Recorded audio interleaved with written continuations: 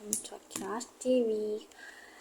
Jadi balik lagi sama aku Sakira, dan di sini aku mau bahas kasus yang udah lama, tapi sebenarnya aku juga ngikutin dari awal kasus itu viral dan akhirnya jadi famous.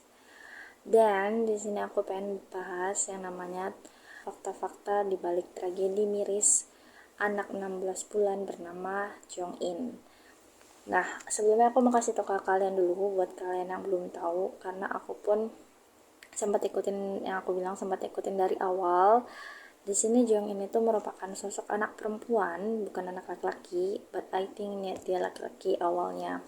Ternyata dia anak perempuan yang diangkat oleh pasangan suami istri saat dia itu masih usia 7 bulan. Dan itu ada di Korea Selatan kasus ini.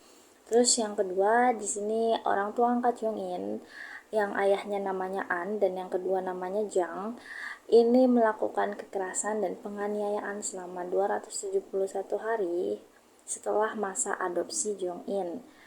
Dan yang ketiga, baby Jong In ini diduga mengalami penganiayaan seperti yang tadi aku bilang, atau kekerasan berupa kekerasan fisik di bagian khusus ya, kayak pankreas, perut, terus di bagian organ, kedua tangan yang bengkak, sama di bagian collarbone atau kayak collarbone tulang kaki legs ya.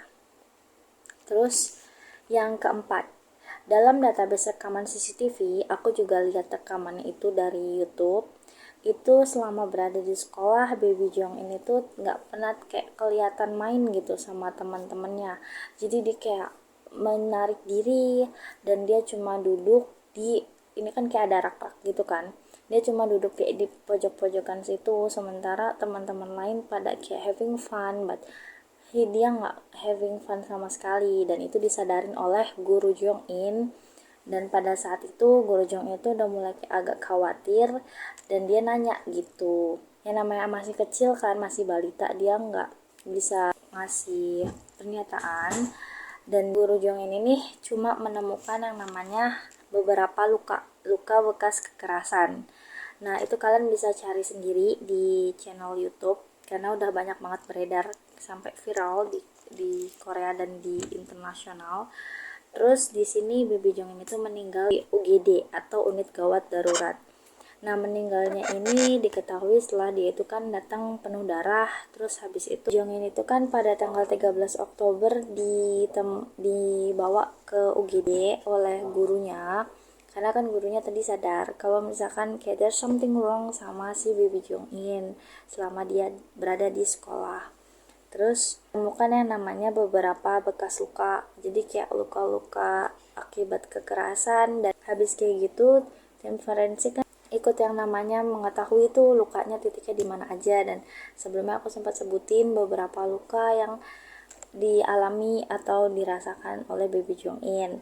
Dan di sini keputusan pengadilan menetapkan Ibu Jong In itu bersalah dan dia dihukum dengan minimal maksimal itu 35 tahun penjara setelah diduga melemparkan atau menjatuhkan baby Jong In secara sengaja. Keputusan pengadilan rendah mengenai perintah program pencegahan penyiksaan anak selama 200 jam dan larangan bekerja di fasilitas anak selama 10 tahun ke atas.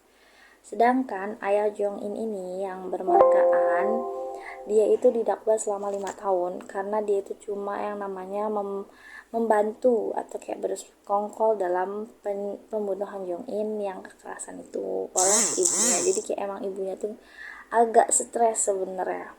Ibunya memang menyatakan pada saat interogasi bahwasannya dia itu emang sulit mengendalikan stres, dan di sini kurangnya di Korea Selatan itu kan sistem untuk melindungi balita dari pencegahan kematian, bahkan sampai kayak perlindungan sosial itu masih sangat kurang karena Korea itu kan kayak sangat individualis per individunya. Mereka itu kayak saling kompetisi udah kayak gitu kelihatannya aja yang kayak nasionalis, cuma memang secara sistem hukum di dalam Korea Selatan itu masih kurang. Jadi gimana tanggapan kalian? Kalau masih ada yang kurang, kalian bisa komen di bawah.